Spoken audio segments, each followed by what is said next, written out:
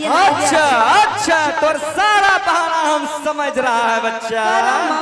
हमारा फूटल के मैया वाह हे गे रोजे लड़ैया करे छौ सैया। हमें कह छियो फोन काट भी तो कि ना नहीं काटबे की छी बहुत ओवर होय रहलो। आ कहल हमर ना मानव के मैया किया करली बिया हवा के। कहल हमर ना मानव के मैया किया करली बिया हवा के। करम हमर फूटल के मैया रोजे लड़ैया करे छौ सैया। करम हमर फूटल के मैया रोजे लड़ैया करे छौ सैया। कहल हमर ना मानव के मैया किया करली बिया हवा के। कहल हमर ना मानव के मैया किया करली बिया हवा के। एकर मन शब्द ना कुमारे रह गए बताओ। अच्छा एक गाना हम गाए थे उषा जी क्या बहुत अच्छा गाए थे। वो आपको क्या दिख रहा है इस सामने सामने कहाँ वो जिस पर आदमी ऐसे ऐसे हो रहा।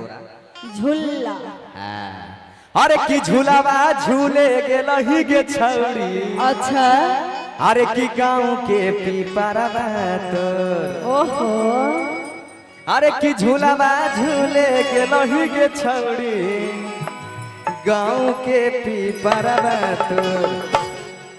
अरे बन के अरे बन के अरे बन के दे हमारे नाम हंसैले भाई के गेले बेचारा।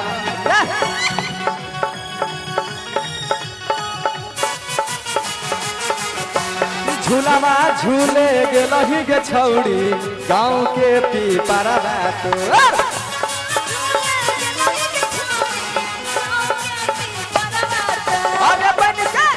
अरे बन के छिहत्तरी नाम हंसैले आगे गेले बेचारा रहा जोर।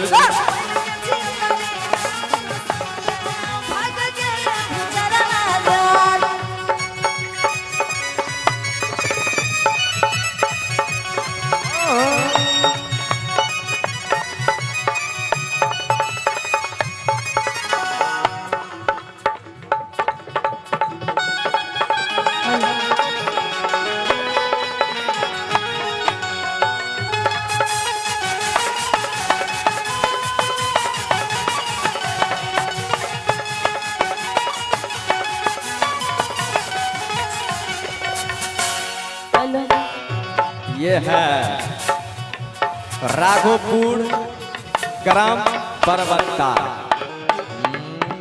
सुनिए हाँ हेलो हाँ। हमर परेशानी न बुझाला के। काथी तोरा लगे है गर्मी लगे है तो बोलो। नहीं गे न सुनी ना आगे हमर परेशानी न बुझाला के। असैया फसल बाए